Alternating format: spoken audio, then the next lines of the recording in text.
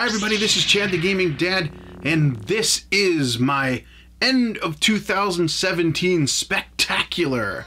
Oh yes, a spectacular. What we're gonna do is a 4-part series where I'm gonna take the first 3 videos and nominate 2 games for Game of the Year from each month of the year. And then in the final video, the 4th one, we're going to name the Chad the Gaming Dad Game of the Year. Now, before I start doing any of this stuff, I want to make sure everybody understands the one thing. And that one thing is that these are just my opinions. These are just games that I have played. There are other games in the world, other genres of games that I may not enjoy. These are my favorite games and the games that I want to highlight for Game of the Year. So, let's go ahead and get started.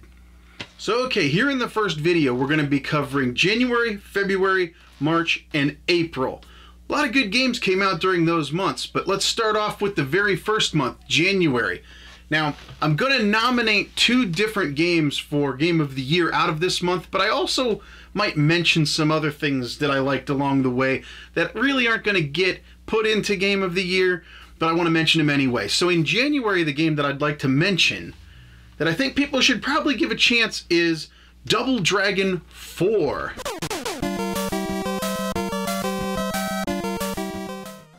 Double Dragon 4 I played on the PS4, and yes, it does have some glitches and some weird things like some screen tearing and things like that, which I don't understand why they're in there in a game in 2017 that's made to look like an 8-bit NES game that should be playing on this thing up here. I really like that they have some music in there that is basically the same music that you had in the 8-bit games. Double Dragon 4, especially co-op with another friend, is something I just wanted to mention here before we get into the rest of the games. A lot of fun with a friend. So, okay, January. 2 games come to mind for me in January, and here they are right here. First up is Resident Evil 7.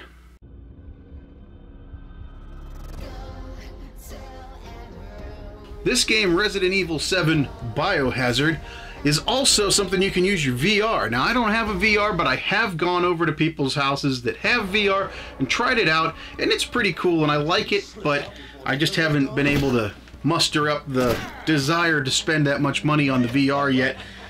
It's okay. But the game itself is a lot of fun, and this game makes it to my list simply because it takes Resident Evil and makes it jump back in time a little bit, back to the way that Resident Evil used to be. It's not tank controls or anything like that, but it is survival horror. No, there's a whole lot more horror and survival in Resident Evil 7 than there has been in the last couple ones, which were more of a horror action type of thing.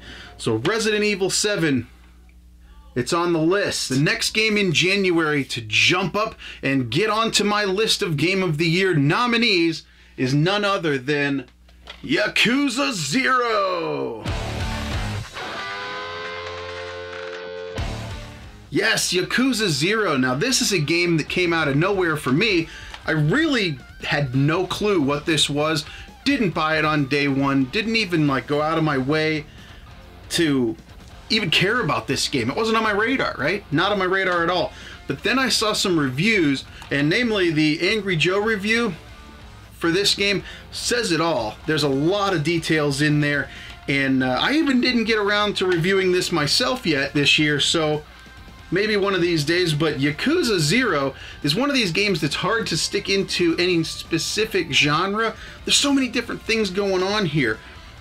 Just to give you a sort of a brief explanation of it, Yakuza is basically the mafia in Japan, right? So Yakuza are these guys, and this is Zero because it happens before Yakuza 1, which was way back on the PS2.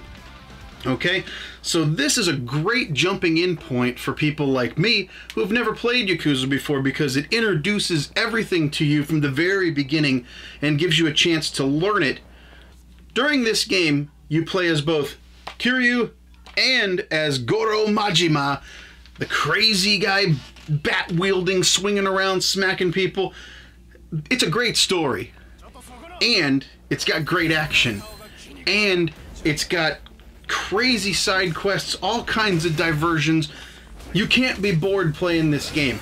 I've already put at least 40 hours into it, and even when I'm recording it to capture some stuff for this video, I'm still laughing out loud. LOL, right? I'm laughing out loud because cool stuff is happening, and it just takes me by surprise. And then I think I've seen everything there is to see in Yakuza Zero, just to be surprised again by something new that comes out of nowhere that's just crazy. So Yakuza Zero, yeah, it just barely makes it into the list, not because of its quality, but because of when it was released. But yes, this American version was released in 2017 here. It's actually a game from before that in Japan, so you could get us on a technicality here, but I'm talking about games that I played this year in 2017 that came out here in America where I live. This one, Yakuza Zero, makes it into January's nominees. Okay, jumping ahead to February. January's behind us, February, we roll right into February. Even more games coming out in February.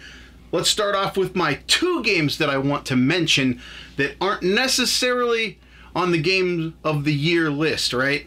And those 2 games are Sniper Elite 4 and Halo Wars 2. Sniper Elite 4 is another great entry in the Sniper Elite series. If you like shooting, but not necessarily guns a-blazing and run and gun, you like to sneak and hide and get that perfect shot, yeah, Sniper Elite 4 is for you. The graphics look great. It's in a new setting. In the past, we've been in the desert. We've been in Europe where there's basically bombed out buildings and stuff like that. But this one's real nice. There's a lot of wooded areas, and I really enjoy the location in this one, as well as all of the gunplay and the fact that you're sneaking around. And oh, don't forget the absolutely gory and super cool slow motion X-ray kill cams where the bullet and everything blows up like that. Good stuff.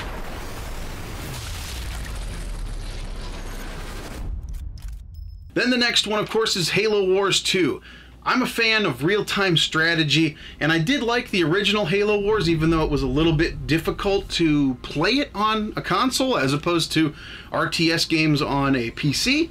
But Halo Wars 2 brings it to the next level with graphics, and I believe that it actually is a little bit easier to play. Still not as good as a PC, but really pretty cool. If you have an Xbox One and you're searching for something fun to play on there, I believe it's actually been discounted now. You can get a version of it with the original Halo Wars. Really cool game. Not necessarily Game of the Year nominee, but I don't think you should miss out on it if you have an Xbox One. Halo Wars 2. Okay, so that brings me to the February nominees. The February nominees begin with Horizon Zero Dawn. One of the main reasons that I'm nominating Horizon Zero Dawn for a Game of the Year is simply because of the fact that it is a new IP that is well fleshed out. We've got Aloy and this new world brimming with all of these robotic monsters that come after you, and it's such a great looking game. It's a showcase for the PS4, especially the PS4 Pro, and with HDR enabled. If you have a 4K TV, this is one of those kind of games that you're going to show off to your friends and say, hey, look how cool my games look on my new TV. This is a really good one. Now, there was one main thing that I couldn't stand when I first started playing this game, and that was because the HUD, there's so many things on there. You've got your health over here, and you got your status over there, and your XP, and down here you got your weapons and this and that. Over the time that this has been out, they have made a bunch of updates, and they even have a new expansion, the Frozen Wilds, that has come out recently, which is also pretty cool. Expands the whole world, but these patches made this game more customizable, at least for somebody like me that's bothered by these things. When you walk up to a tree that you can use for crafting, the first couple times I walk up to the tree, it's nice to have a little icon that pops up that says, this is, you know, make wood, tree, wood, whatever, right? That's okay the first couple times, but after I've played this for 10, 20, 30 hours, I don't want to see the little tag on the stick anymore, because it's clear. I understand. It's cool. We're good. We're good. We're good. I understand where you're coming from. So that's why I like that they gave you the options, the customizable options in here where you can now go in and set all that stuff to be off. I personally have it set up where she's got a little scanner that sits on her ear that goes out and shows her the world. Whenever I use the scanner, the tags pop up. And then when the scanner goes away, they go away. It's such a beautiful game. I hate to see it littered with tags on everything and stuff like that. Now you don't have to. You can play this in its glory with no HUD, no tags, no nothing. Hit the button, scan, find the things you need when you need to find them, and then move on. It's just a lot more immersive for me that way. But again, that's personal preference, personal taste. Might not bother you, but it did bother me at the beginning, but it doesn't bother me anymore since the patch. And this is a really cool game, and like I said, brand new IP, all kinds of monsters and locales and stuff that you've never seen before in a game. It's totally original, really cool. Don't miss out on Horizon Zero Dawn. And second up for February, we have a Dark Souls-ish kind of game, and that is Nioh.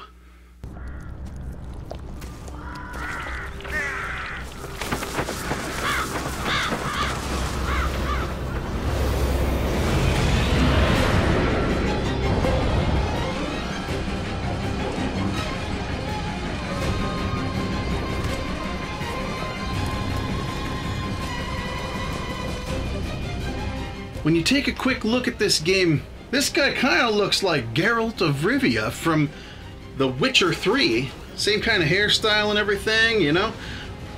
Not a bad looking dude, but definitely similarities can be made, but still pretty cool game. It's set more in a feudal Japan type of an era, but hey, if you know how to play Dark Souls and you've done those kind of things, then you're gonna know how to play this too, Nioh. You go from place to place. There are shrines that you can save your progress at. Different RPG elements, leveling up. Again, really great looking game. Very fun playing game. I'm not necessarily the best at games like this, but I do enjoy them for what they are. And even though I'm not like a Nioh pro, MLG Nioh, I still have a good time with it. And I think that you will too if you pick up Nioh. So March happened. Very big month for games this year. The launch of the Switch, which everybody wasn't really sure about at first. In fact, most of us, myself included, didn't really want to give that thing much of a chance. But then once you actually did give it a chance, wow, that thing really impresses. The Switch is great and one of my favorite things to play right now. But yes, March, the Switch happened. But before we get into the games of the year, here's a couple to mention. If you like sports games and you like baseball, I like baseball and I like some sports games. MLB The Show 17, this is by far the best version of the show so far, especially on a PS4 Pro. This thing is really great for baseball fans. Very, very lifelike, tons of cool animations. I mean, they really knocked it out of the park. Ha-ho! Yeah. So yeah, the Show 17, if you love baseball, I just had to give this one a mention because it's so good. Such a great game of baseball. There's even some arcade modes. There's a retro mode, which is really nice. If you like baseball, don't miss out on the Show 17. Heck, you probably already have it. The other game I wanted to mention from March that was sort of a surprise to me is Lego Worlds. Yes, if you have kids, get yourself Lego Worlds. Do yourself a favor. It's basically, you know, when Minecraft came out, everybody compared Minecraft to virtual video game Legos. Well, this is Lego Minecraft. That's basically what it is. And there's also some things that you need to do, missions and quests and objectives that you have to fulfill, and you do progress along the way. They keep doing updates to this game and adding more content to it. There's a couple DLCs that are pretty cheap that you can buy. I could not pass up the space one because, of course, when I was a little kid, those were the Legos that I actually had, and now I can play with my old Legos virtually in Lego Worlds. Really, really cool game. And not full price. This is not a $60 game even when it was brand new. So no reason to pass up Lego Worlds, especially if you like the Minecraft type stuff or you just like Legos and having fun. This is not a Traveler's Tales type of game. It's made by Traveler's Tales, but this is not the same as all the other Lego games. This is more of a explore and build type of a game, not just go from A to B like Lego Star Wars and all the other Lego movies. So in March, we begin our nominations with Nier Automata. Ooh. This is another game that I did not know very much about, but looking at it, it was amazing. It really has a great look to it, and I never really played the first game. I have it now because after I started playing this one, I needed to go get it, and it was cheap at a local used game store, so I picked it up. But ultimately, you are this robot that looks an awful lot like maybe Kelly Ripa or something. Yeah, that's her. And you run around, and gosh, there's been so many games this year that a lot of these games that are really awesome, I have not been able to complete. But in the time that I have spent with this game, I know that I am going to go back to this and play the rest of it because the quality is so high. It's just such a... Gosh, it's another one of those unique games that you don't see. You don't get stuff like this all the time. This is a special game that requires some special time to be set aside to go through it properly. There's a whole lot to digest in Nier Automata. And then the obvious game that's going to be on probably everyone's Game of the Year nominations is Zelda Breath of the Wild. Now I bring this out because, like I said, the Switch came out in March. I did not pre-order a Switch. I didn't get a Switch right away. I have a Wii U, and I had one back then, so I actually played, I don't know, probably like 15 to 20 hours of this game on the Wii U before I ever got a Switch. But even then, when I got a Switch, the first thing I grabbed was Zelda. Admittedly, at the time when I got the Switch, there wasn't a ton of games out like there is now. Now I've got a whole stack of Switch games down here that it's crazy how many Switch games are coming out all the time, and then digital ones too. But Legend of Zelda Breath of the Wild, there's a ton that can be said about this game, and it's amazing. It's a very beautiful game, and the thing is, if you are a huge Zelda fan and you've been playing Zelda your whole life, you might not like this as much. I'm just saying, there's a lot of people that just will blindly go, yep, Zelda, Game of the Year, give it to Zelda, turn off the camera, we're done. But I'm not doing that because Breath of the Wild, as amazing as it is, and as good as it is, ultimately is a Wii U game that was ported to the Switch. I fully believe that. I believe that that game was done, almost 100% done, 95, 99% done. They had release dates, they had talked about it, they had E3s about it, and then suddenly they needed another year, you know, which just happened to coincide with when the Switch was going to be launched. So I think they saw the writing on the wall for the Wii U, and they said, hey, let's not take our awesome Zelda game and put it out on the Wii U. We'll still let them have a copy of it, but let's save it till the launch of the Switch, and we'll put it out on both and really do well. And I'm glad they did, because honestly, I like playing games on the Switch, and the more Switch games, the better, is my opinion. But Zelda Breath of the Wild is not your standard Zelda game.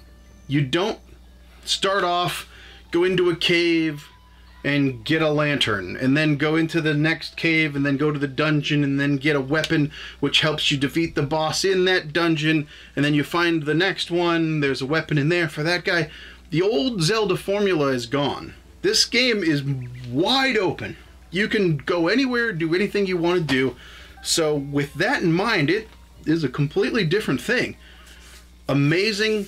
Definitely a game that you want to play, and it's going to take you a long time to play this game, but it's a long time that you're going to enjoy, because the world, again, you're noticing a theme in these games that I'm choosing, and really the deal is I like games that are unique, that have something about them that you can't get in everything else. And so with Zelda, you can't get that game anywhere else. It's as unique as they come.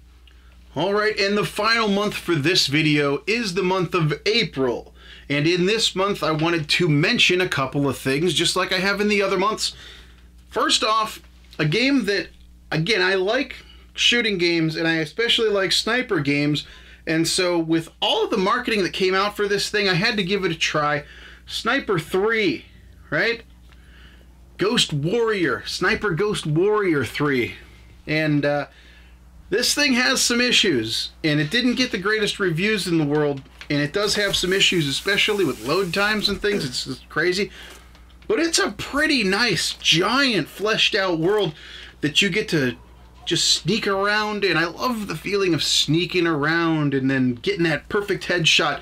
It doesn't have as cool of X-ray cam bullets in the head like Sniper Elite does, but it is still pretty fun. And you probably can get this one really cheap because a lot of people weren't really impressed with it.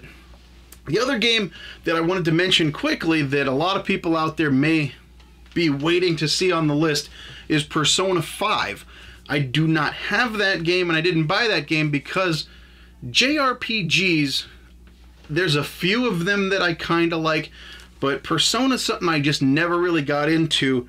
And I plan on picking that one up when I find it one of these days, a little bit cheaper. But I had to mention it here because I know, just from seeing some of the reviews and people talking about it, that it is such another unique game, like I'm talking about, that really deserves some attention. And so for your Persona fans out there, I didn't want to let you down.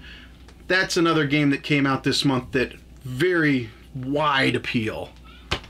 Okay, so on to the nominees of games for me, Chad the Gaming Dad. So first off, I've got the return of Rare Ukulele.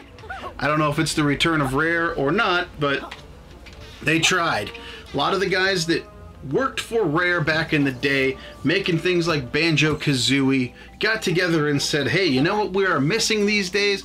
Yeah, we're missing some more giant collectathon platformers. People would really love to play something that's kind of like the N64, right? So they made Ukulele. This one is another unique one. Go figure. That's my style, I guess. Something else that's different. It's a lot of fun, very colorful, good music, made by the same guy that made the music for Banjo-Kazooie and some of those games.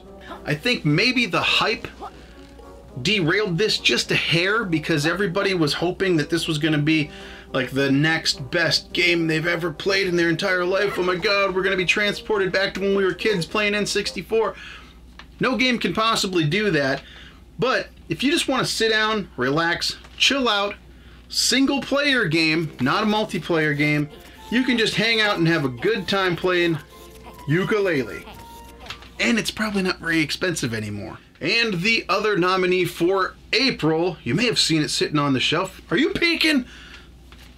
Outlast. This is actually Outlast Trinity because it contains Outlast 1, Outlast Whistleblower, and Outlast 2. So actually Outlast 2 is the nominee, being that it's the new game in this set of games.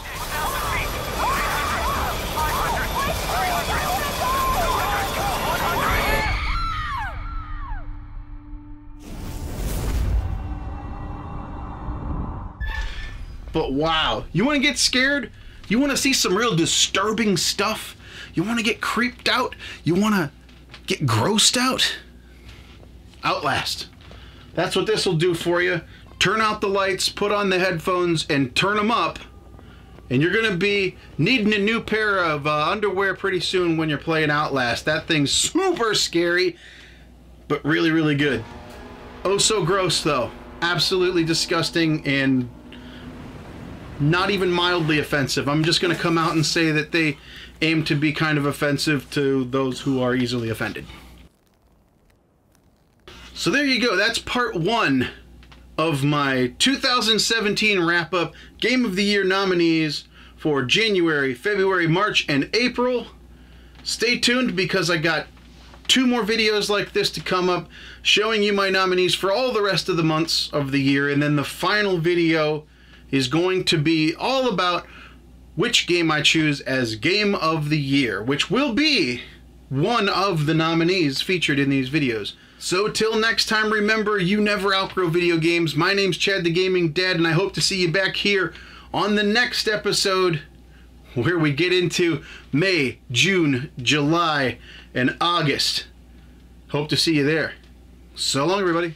Thanks again for watching. If you liked that video, please press like and subscribe. I love hearing from you guys, so leave your comments and any suggestions down below. Remember, there's tons of other gamers out there just like you and me, and they also know that you never outgrow video games. Feel free to share these videos all over social media, Twitter, Facebook, or whatever you use. This channel is for all of us. Let's make sure they know that they are not alone. Thanks again for watching, and we'll see you on the next one.